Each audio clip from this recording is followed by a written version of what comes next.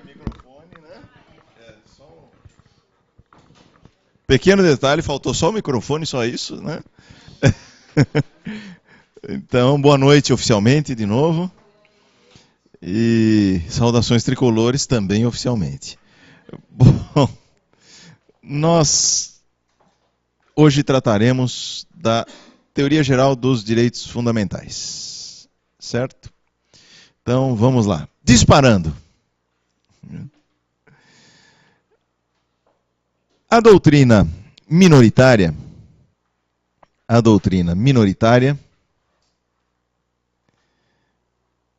utiliza como sinônimas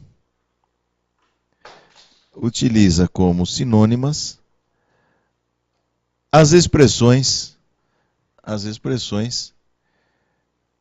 direitos humanos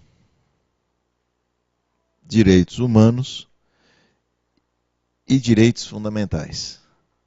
Direitos humanos e direitos fundamentais. Na realidade, a expressão direitos humanos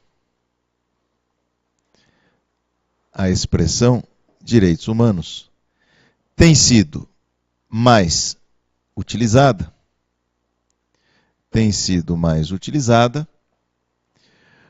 no âmbito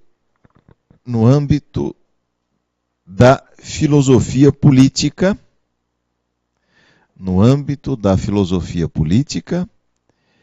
ciências sociais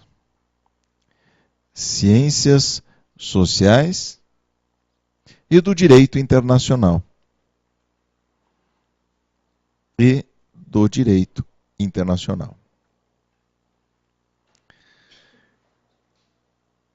Esta expressão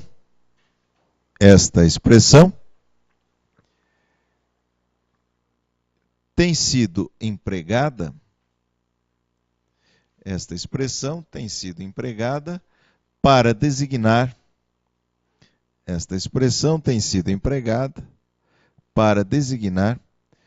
os direitos essenciais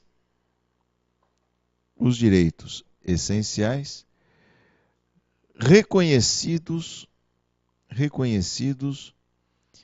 em atos e documentos internacionais.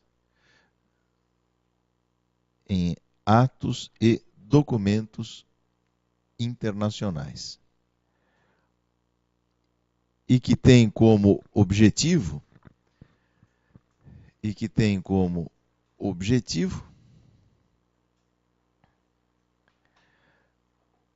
alcançar validade universal para todos os povos.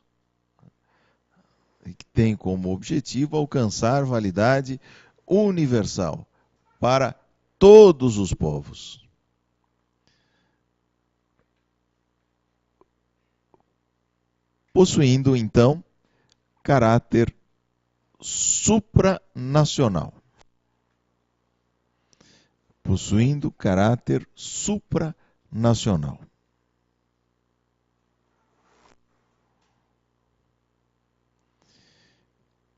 Esses direitos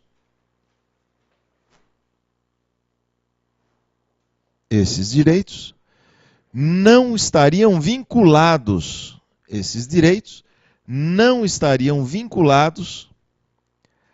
a ordens constitucionais específicas de determinados estados. Não estariam vinculados a ordens constitucionais específicas de determinados estados. Então, isso em relação à expressão direitos humanos. Quanto à expressão direitos fundamentais,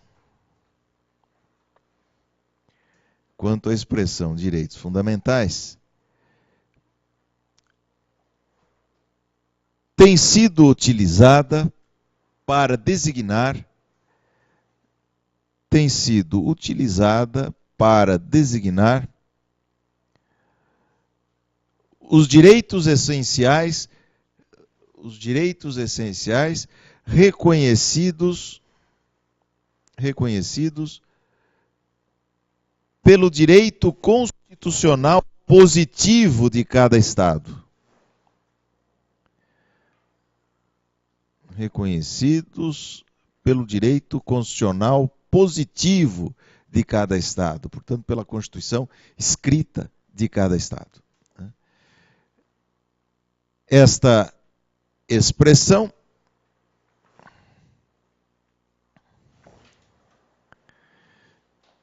designa então direitos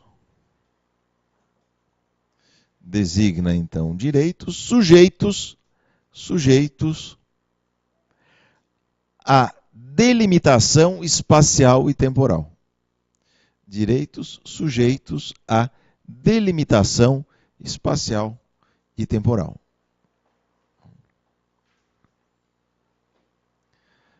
Que são fundamentais os direitos que a Constituição de cada Estado assim definir. Enquanto que os direitos humanos, seguindo essa ótica, aqueles reconhecidos como essenciais por atos internacionais, têm por objetivo alcançar uma validade universal e, portanto, não têm delimitação temporal e espacial, os fundamentais são aqueles vinculados às definições emanadas da própria Constituição escrita. Atualmente, ocorre um processo de aproximação, de harmonização. Ocorre um processo de aproximação, de harmonização entre as declarações internacionais,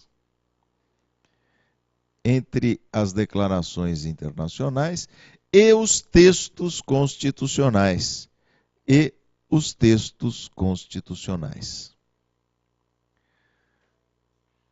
Surgindo o denominado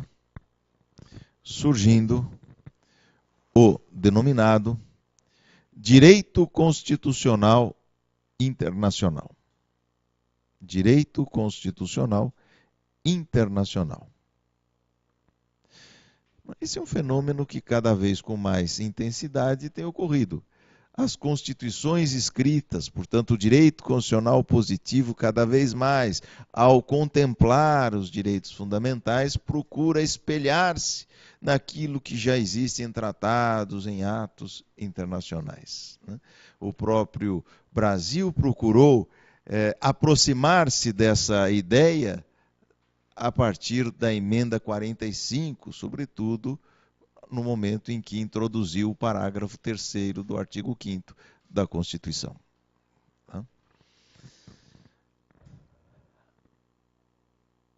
É conhecida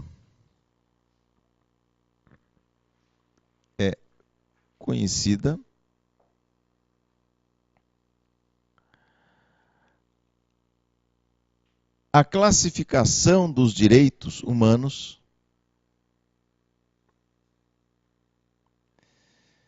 que toma por base a ideia de gerações.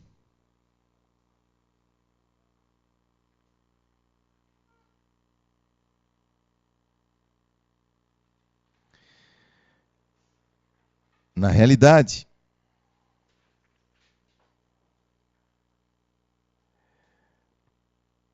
duas são as principais classificações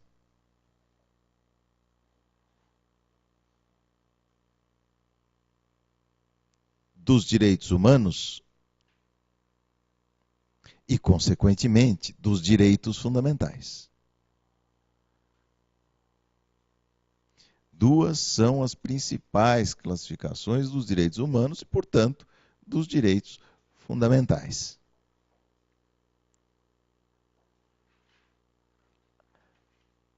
A Constituição brasileira condensou ambas. Aliás, que o que gerou, inclusive, uma certa confusão. A Constituição brasileira condensou ambas. A primeira é a que toma por base o titular do direito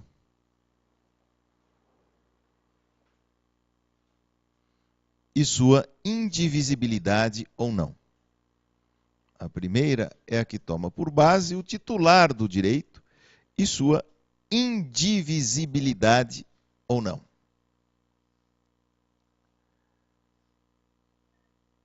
É a classificação em direitos individuais, coletivos e difusos. É a classificação em direitos individuais, coletivos e difusos. Então, se o titular é um indivíduo e a fruição desse direito se esgota na esfera pessoal, temos o direito individual.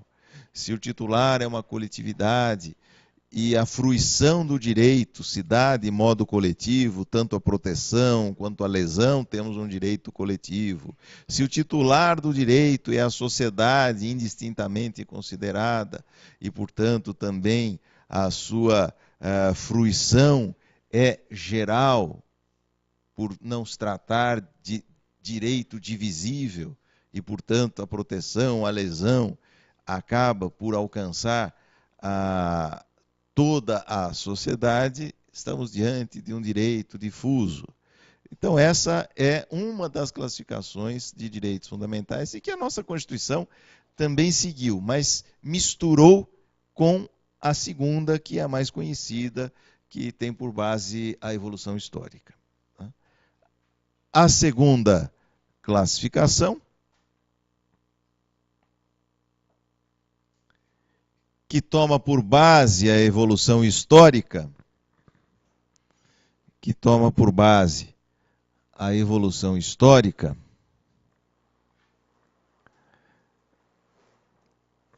dos direitos fundamentais, a evolução histórica dos direitos fundamentais,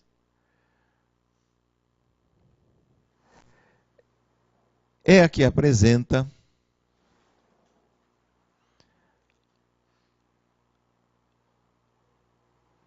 a divisão desses direitos em gerações. É a que apresenta a divisão desse direito em gerações. Essa é uma classificação muito falada e muito reproduzida, mas poucos apontam a origem dessa classificação. O primeiro a usar o termo gerações e a apresentar esta classificação, o primeiro a utilizar o termo gerações e a apresentar esta classificação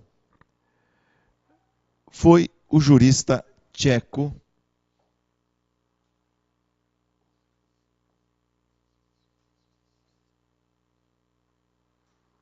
Karel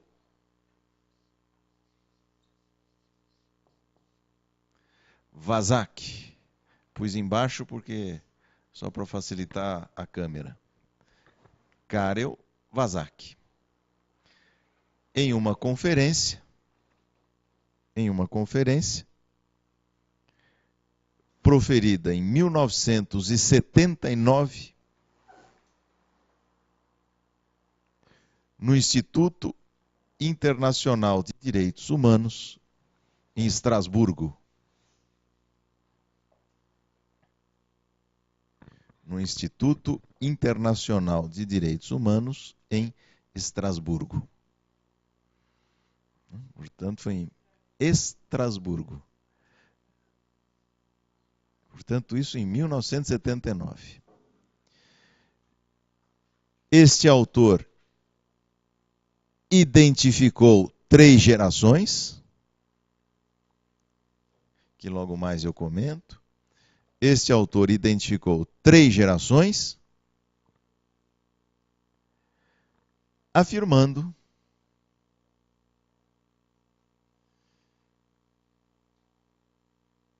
que cada uma delas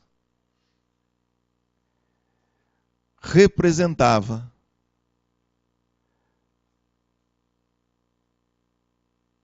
a concretização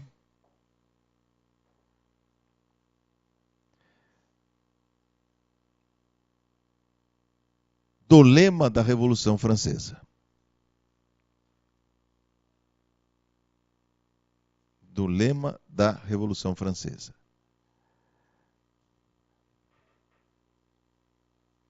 Ou seja, a primeira, enfatizando a liberdade. A primeira, enfatizando a liberdade. A segunda geração, enfatizando a igualdade. A segunda geração, enfatizando a igualdade. E a terceira, a fraternidade. E a terceira, a fraternidade. Então tá aí, isso que aparece repetitivamente nos cursos, nos manuais de direito constitucional, teve uma origem, né? Um primeiro autor a usar, inclusive, o termo gerações, que hoje é tão criticado, como eu vou mencionar na sequência, né? Mas foi assim que começou a disciplina dessa matéria, né? E foi esse autor que originariamente falou em 3 gerações, né? Os que fazem referência à 4ª, 5ª, 6ª, 7ª, 9ª, são outros que vieram depois, né? Mas o que marcou o início da divisão em gerações foi essa conferência do Karel Vazak, apontando 3 gerações. E foi ele que comparou essas gerações a cada um dos objetivos dos integrantes do lema da Revolução Francesa. Tá? Atualmente, alguns autores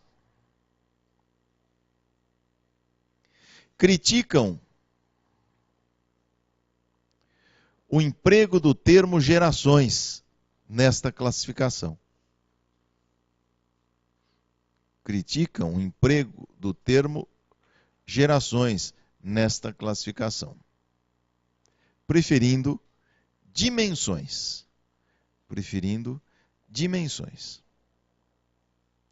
Bom, já vou mencionar as razões da crítica, mas já de plano, uma postura extremamente deselegante àqueles que falam, não, está errado falar gerações. Quem tem autoridade para falar que está errado se o pai da classificação usou o termo?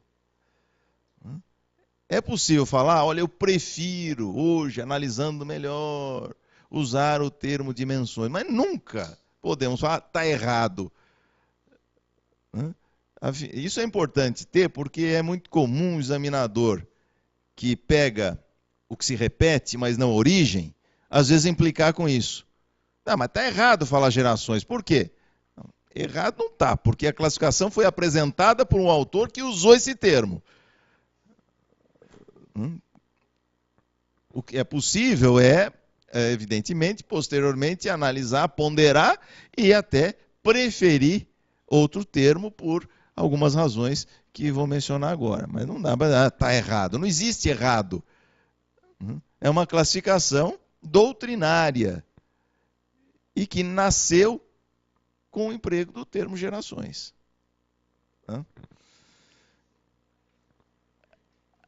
A crítica ao emprego do referido termo,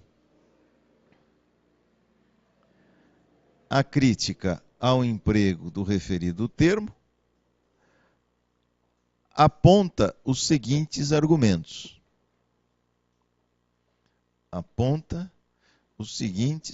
argumentos. Primeiro,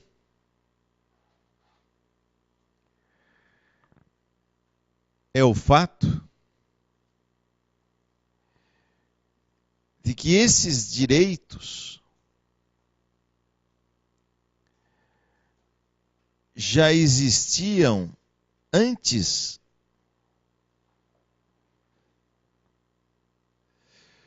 do reconhecimento oficial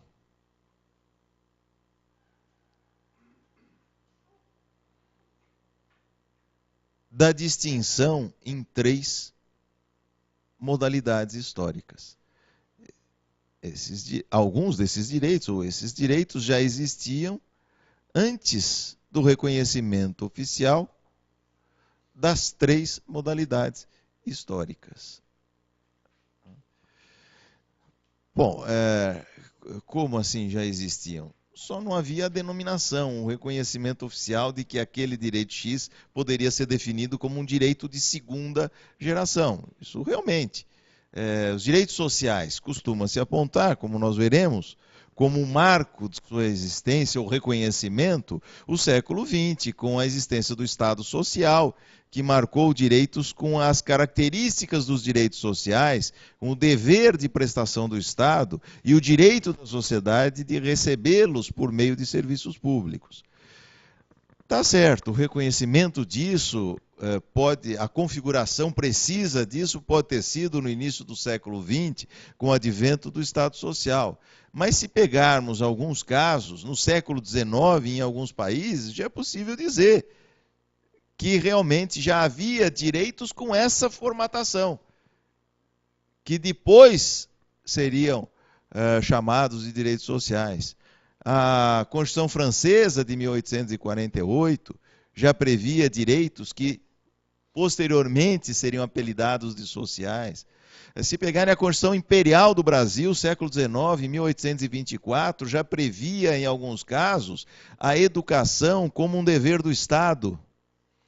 E o que é isso, senão uma característica típica de um direito social à educação, como um direito da sociedade credora e um dever prestacional do Estado. Daí a crítica à palavra geração, que é da ideia de que antes daquela geração jamais existia um direito com essa configuração, né, nesse sentido.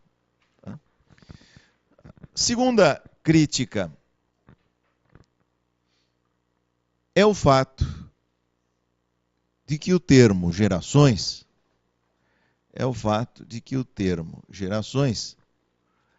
poderia dar a falsa ideia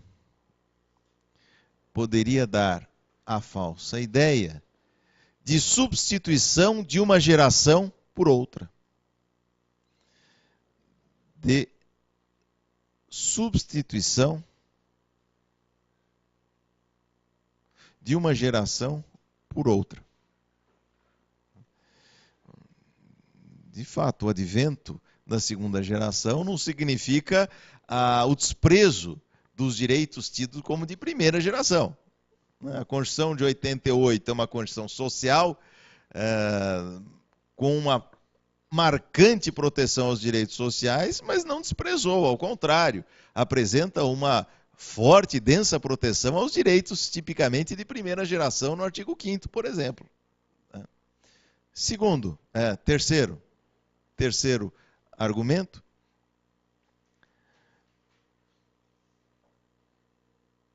Alguns direitos fundamentais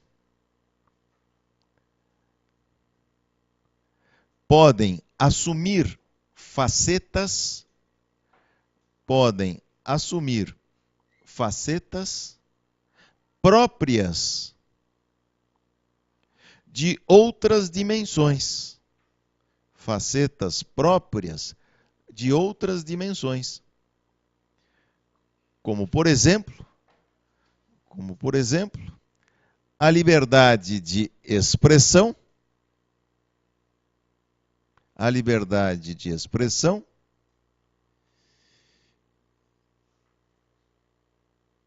que é típico direito individual, que é típico direito individual, mas integra o núcleo realizador, mas integra ao mesmo tempo, né, o núcleo realizador do direito social à educação. O núcleo realizador do direito social à educação. De fato, não dá para imaginar o direito à educação como dever prestacional do Estado se não houver a liberdade de expressão. A liberdade de expressão é a base do direito à educação. Senão não é um direito à educação. Senão não é educação, é informação direcionada. Então tá aí, é um direito individual tipicamente, mas que não se desconecta de um direito social. Então essas são as principais críticas que alguns autores contemporâneos fazem ao emprego do termo gerações, preferindo dimensões. Mas, repito, não isso é só uma preferência doutrinária em razão desses fatos.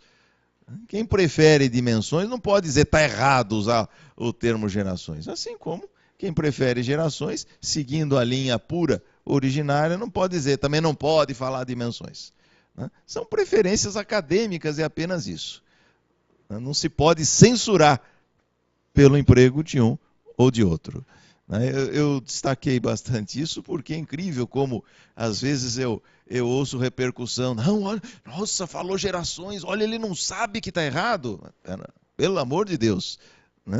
Então, vejam que há deformação na divulgação da questão. Enfim, vejamos então quais são essas gerações ou dimensões. Esta classificação, quanto às gerações, é a seguinte.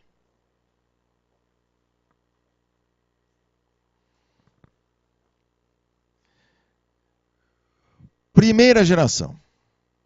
Primeira geração.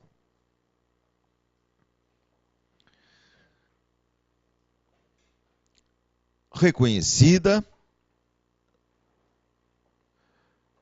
no final do século XVIII. Reconhecida no final do século XVIII, a partir das revoluções liberais. A partir das revoluções liberais. Corresponde aos chamados direitos de autonomia. Corresponde aos chamados direitos de autonomia ou direitos de defesa. Direitos de defesa. Ou direitos individuais. Ou direitos individuais. Ou simplesmente liberdades públicas. Ou simplesmente liberdades públicas.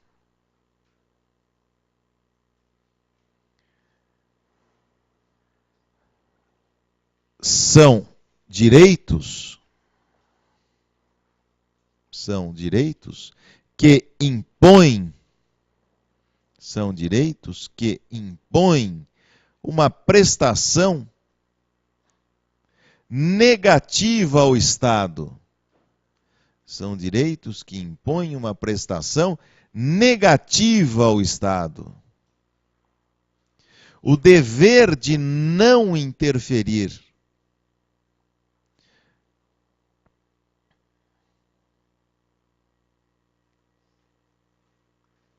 Dever de não interferir para a preservação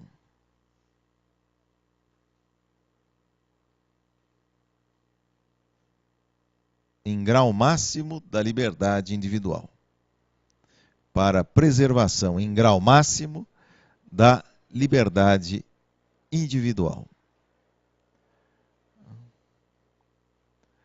Então, são os tradicionais direitos constantes das declarações de direitos do final do século XVIII, na América do Norte, na França. Direitos que ainda hoje estão consagrados lá no caput do artigo 5º da nossa Constituição. Vida, liberdade, propriedade, segurança, igualdade. Não, lazer não. Então, esses os direitos individuais clássicos, porque reconhecidos nas declarações que surgiram em oposição ao modelo de Estado de concentração de poderes. Portanto, a ideia dessa geração era inibir a ingerência estatal, era favorecer a autonomia privada nos seus vários aspectos, no âmbito econômico, jurídico.